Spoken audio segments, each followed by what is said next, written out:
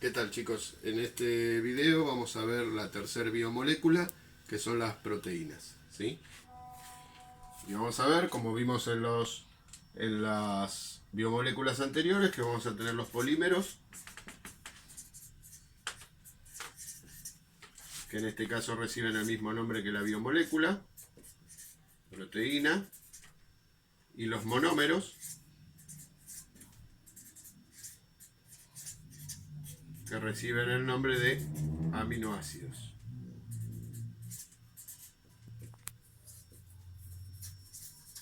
Polímero, poli mucho, mero números, o sea, una cantidad. Imaginémonos un collar de perlas. El collar de perlas sería el polímero, cada perla sería el monómero. Mono 1, mero número, ¿sí? Entonces, la secuencia de aminoácidos me va a formar una proteína. ¿Qué es un aminoácido? ¿Por qué se llaman aminoácidos? Porque están constituidos por un grupo amino, algo en el medio, ¿sí? Vamos a ponerle X, algo en el medio, y un grupo ácido al final, ¿sí? Por eso se llama aminoácido, ¿sí? Grupo amino y un grupo ácido, ¿sí? Algo en el medio que va a diferir de los 20 aminoácidos que existen en la naturaleza, ¿sí? Los aminoácidos se unen uno atrás del otro o pueden formar ramificaciones, ¿sí? Pueden formar ramificaciones. Y las uniones entre los aminoácidos, estas uniones que estarían acá, se llaman enlace peptídico.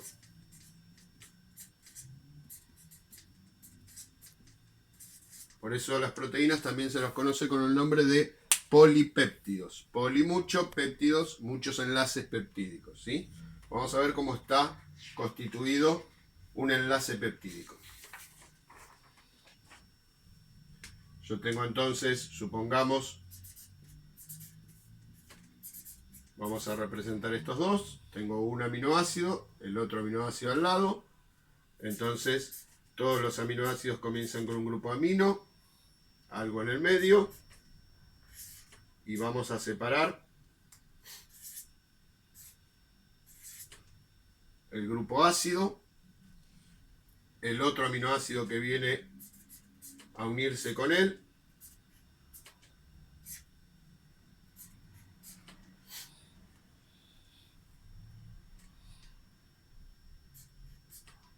el otro ácido que viene a unirse con él, supongamos que en vez de X le ponemos Y, y el grupo ácido al final, ¿sí? Lo que hace es, se une esto acá y se va. Eso quiere decir que pierde una molécula de agua, por eso se dice que el enlace peptídico es una unión deshidratante, porque pierde una molécula de agua. Y entonces vamos a anotar todo de vuelta, ahora ya sin anotar esta agua que se fue.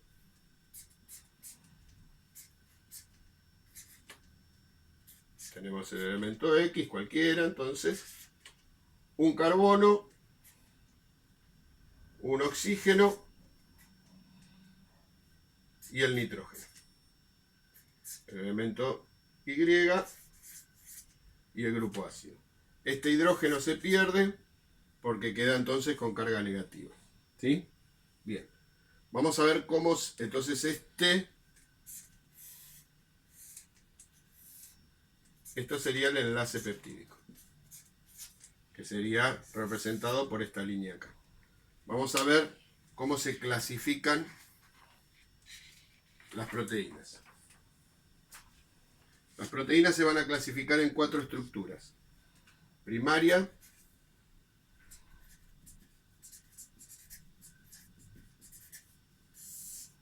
secundaria,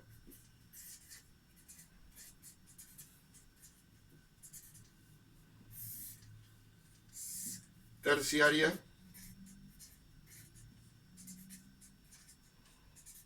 y cuaternaria.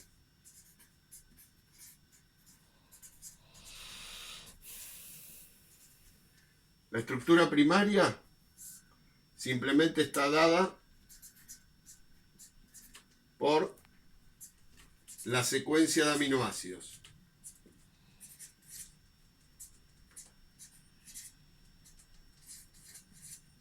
¿Sí? Metionina, isoleucina, lina, ¿sí? ¿Quién está primero, quién está segundo, quién está tercero? La característica que tiene la estructura primaria es que no cumple función. Una proteína en estructura primaria no cumple función. ¿Cuándo la podemos encontrar una proteína en la estructura primaria?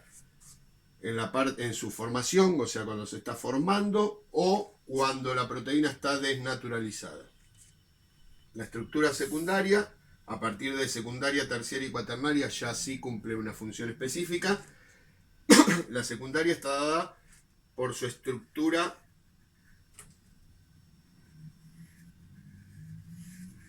por ejemplo, tenemos una estructura alfa hélice, o puede estar dada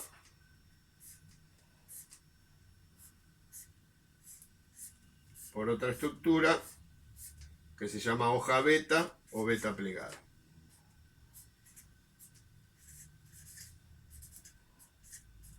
Entonces la estructura secundaria está dada por su estructura espacial, ¿sí? Que puede ser, por ejemplo, alfa hélice, que tiene esta forma, o hoja beta o beta plegada, que tiene esta otra forma. Ahí en secundaria ya cumple función. Estructura terciaria está dada por su estructura tridimensional.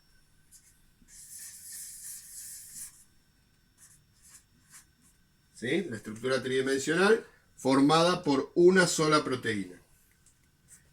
Y la estructura cuaternaria también está dada por su estructura tridimensional,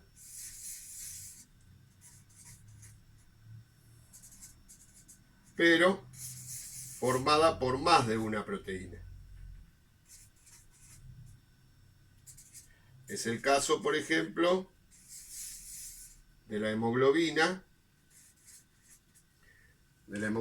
que es la proteína que se encuentra en los glóbulos rojos, que es capaz de aceptar los gases como el oxígeno o el dióxido de carbono, que es una proteína cuaternaria formada por 4 proteínas.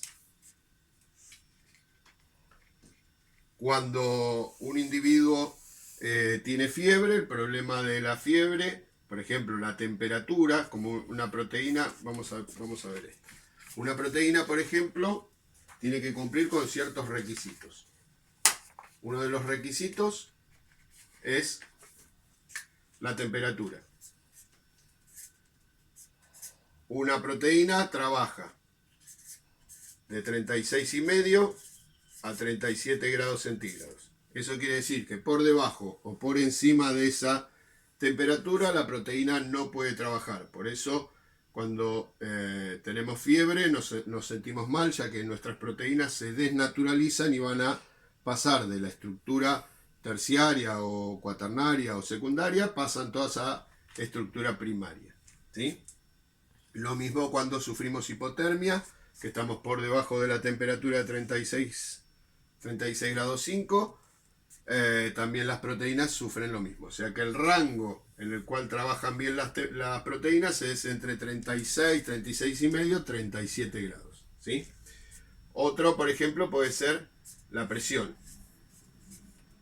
Las proteínas trabajan a una presión de 1 atmósfera. ¿Sí? Por eso cuando en el ambiente hay alta presión o hay baja presión nos sentimos un poco raros, ya que nuestras proteínas le están costando trabajar. Y otro que puede también que necesita cumplir es el pH. ¿Sí? Cada proteína, el pH es la acidez que se encuentra en medio, y las proteínas en este caso ya no todas cumplen con el mismo pH, sino que cada proteína trabaja a un pH diferente. Por ejemplo, no es lo mismo el pH de una proteína estomacal o una proteína que trabaja con los ácidos pancreáticos que una proteína de la piel. ¿Sí? Cada una trabaja a un pH diferente. Entonces las proteínas tienen que cumplir con estas 3 reglas y algunas más, pero estas son las más importantes. Dentro de las proteínas vamos a tener un subgrupo, que son las enzimas. ¿Sí? Y decimos que una enzima es una proteína especializada que aumenta la velocidad de reacción disminuyendo la energía de activación. ¿Sí? Vamos a analizar eso. Dice, por ejemplo, que una enzima es una proteína especializada. Si yo hago un conjunto donde dentro de ese conjunto voy a tener todas las proteínas, voy a tener un subconjunto que van a ser las enzimas. Eso quiere decir que todas las enzimas son proteínas, ya que todas las enzimas están dentro del conjunto de proteínas, pero no todas las proteínas son enzimas. Por ejemplo, una proteína que se encuentra acá en el conjunto, por ejemplo, es una proteína, pero no es una enzima. En cambio, una proteína que se encuentra acá es una proteína y a su vez es una enzima, ¿sí? Entonces, todas las enzimas son proteínas, pero no todas las proteínas son enzimas.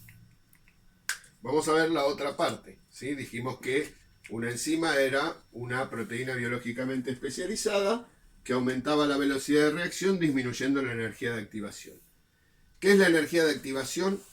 Es la energía mínima que necesita una reacción para que se produzca. Supongamos, yo tengo A más B y me va a dar AB. ¿Sí? Esto es un supuesto. Supongamos que para que A y B se formen necesita 50 moléculas de ATP. Supongamos, ¿no? Y que esta célula produce 50 ATP por minuto. ¿Sí? Recuerden que es un supuesto, ¿sí? Para que se entienda. Entonces, sin enzimas, por cada minuto, esta célula va a producir un AB. Entonces tenemos 50 ATP, acá tendríamos los ATP, y acá tendríamos el tiempo en minutos. ¿Sí? Entonces, comienza la célula a juntar, supongamos que este es 1 minuto, 2 minutos, 3 minutos y así sucesivamente. Empieza a juntar los ATP hasta que llega al minuto y se encuentra en los 50 ATP. ¿Sí? Lo que va entonces a poder hacer es un AB. Pero ¿qué pasa? Cuando las enzimas ven que se está produciendo esta reacción A más B para darme AB, se meten en el medio y van a disminuir esa energía de activación que era de 50 ATP, supongamos, a 5 ATP. Entonces disminuye la energía de activación. Esto me da que la velocidad aumente. ¿Por qué? Porque sin enzimas va a producir un AB por minuto. Ahora, con las enzimas en el medio,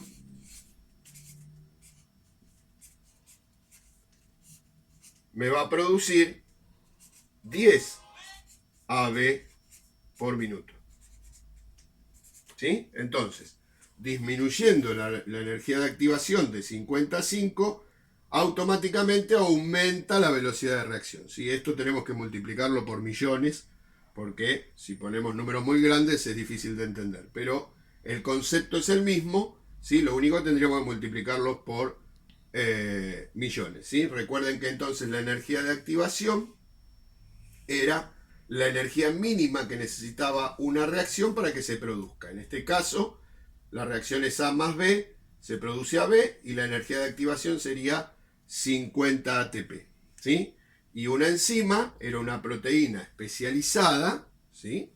Una proteína biológicamente especializada que disminuía la energía de activación aumentando la velocidad de reacción. ¿Sí? Y por último, vamos a ver que una enzima tiene un lugar que se llama sitio activo.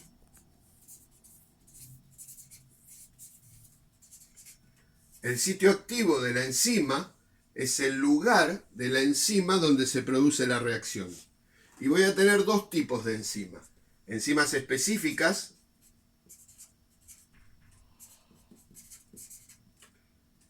lo cual se llaman llave cerradura, ¿sí?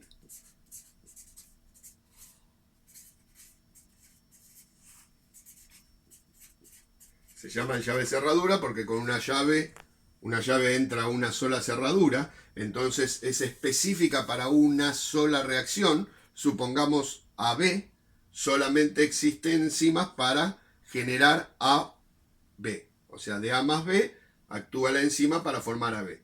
Y después tenemos enzimas generales o no específicas, las cuales sirven para todo. Cuando la célula a veces, supongamos que también yo voy a formar, por ejemplo, tengo dos reacciones, A más B, que me da AB, y tengo A más C, que me da AC, ¿sí? Entonces, supongamos que AC no se necesita tanto en la célula. Entonces, pero sí AB. Para AB tengo enzimas específicas, que van a estar trabajando todo el tiempo haciendo AB. Las enzimas generales, mientras AC no se necesita, también van a fabricar AB, porque su sitio activo, que vuelvo a repetir, es el lugar de la enzima donde se produce la reacción, no tiene forma, se dice que es amorfa. En cambio, en las específicas sí tiene una forma, ¿sí? Tiene la forma de AB. Cuando tengo que formar AC, algún día que tenga que formar AC, entonces estas enzimas generales deforman su sitio activo y lo forman para formar AC, ¿sí? Bien, y por último,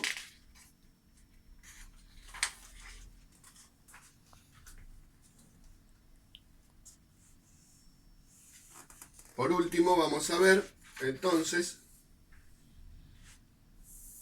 cómo hace para regular esa velocidad. Supongamos que esta sea la membrana plasmática, ¿sí? Y yo, siguiendo con las mismas reacciones, A más B y A más C, ¿sí? Que me van a formar AB y AC, eso lo tiene que tomar del torrente sanguíneo. Entonces, ¿cómo regula la velocidad?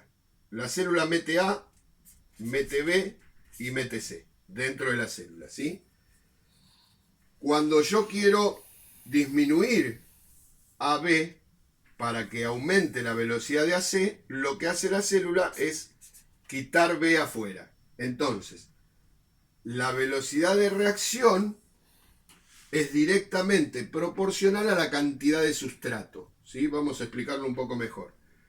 Si yo tengo mucho A y mucho B, las enzimas van a fabricar mucho AB, ¿sí? Pero si yo quiero empezar a formar C y disminuir la velocidad de AB, porque ya tengo mucho, la célula saca B al torrente sanguíneo y ahora me quedo con mucho A, poco B y mucho C. Entonces empieza a generar con más velocidad A y C. Entonces, la velocidad de reacción de una enzima es directamente proporcional a la cantidad de sustrato, siendo el sustrato A, B o C.